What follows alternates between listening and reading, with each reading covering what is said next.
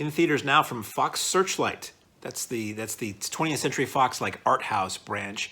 Is from director Martin and writer Martin McDonagh, The Banshees of Inisherin, starring Colin Farrell and Brendan Gleason as two friends, or at least one of them thinks they're friends, in 1920s Ireland, in a very, very small seaside village.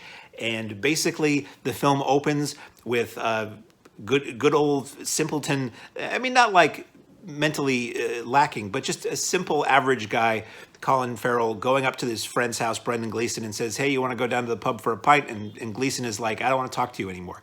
And that's basically what this movie is. This movie basically is Colin Farrell trying to come to terms and figure out why Brendan Gleason, his longtime best friend, suddenly just wants to have nothing to do with him. And this escalates to what you see in the trailer. Brendan Gleason says, I find you dull. I don't want to deal with you anymore. I decided I don't like you anymore. And if you talk to me or try to interact with me, I'm going to cut one of my fingers off.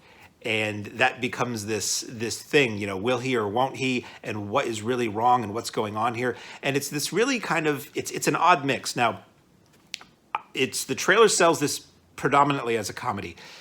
I saw this in a theater with a very, very small audience. It was a weekday matinee, so there wouldn't have been many people there anyway.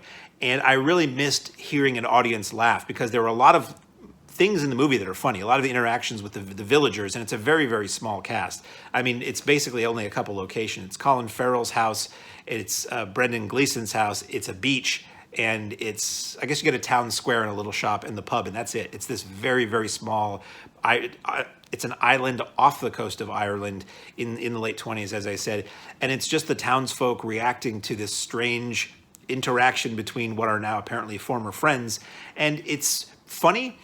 But again, in the theater, not hearing a crowd laughing and reacting to it, it didn't. The comedy didn't land as well for me.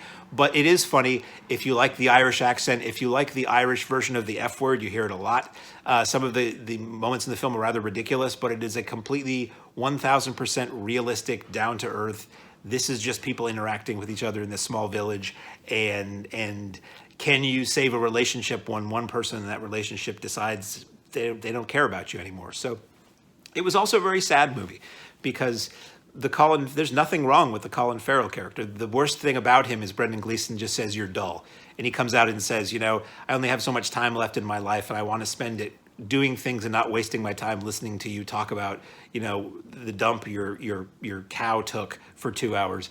And Colin Farrell's just this average nice guy. He lives with his sister. He has some small farm animals, and he, you know, his days are tending to the animals and going to the pub at night. I think that's most people's days in this town from the way it looks. I think they even say that, you know, what else is there to do here except that?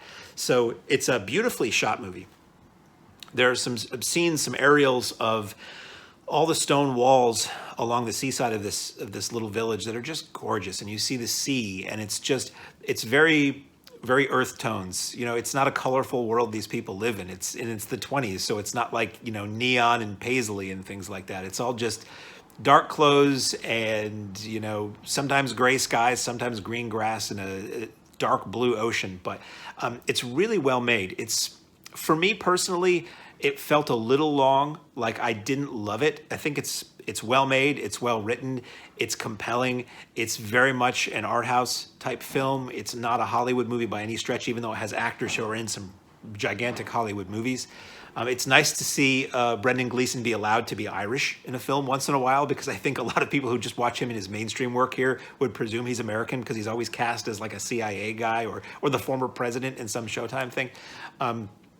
But it was quite good, very well made, moving and funny. So I would recommend, if you're into any of the actors in it, certainly, because it's a pretty, there are people who are cast as the townsfolk, but, oh yeah, Barry Keoghan is in it too, who's been in a lot, or Keegan, I've probably mispronounced a lot of these names, but he's been in a lot of things here, and he plays sort of like the village idiot, the town simpleton. So he's probably really just about three faces I think most people would recognize in this, but it's really well made. If you like British drama, if you like British comedy, if you like the other work of Martin McDonagh, who has done, 3 Billboards Outside Ebbing, Missouri.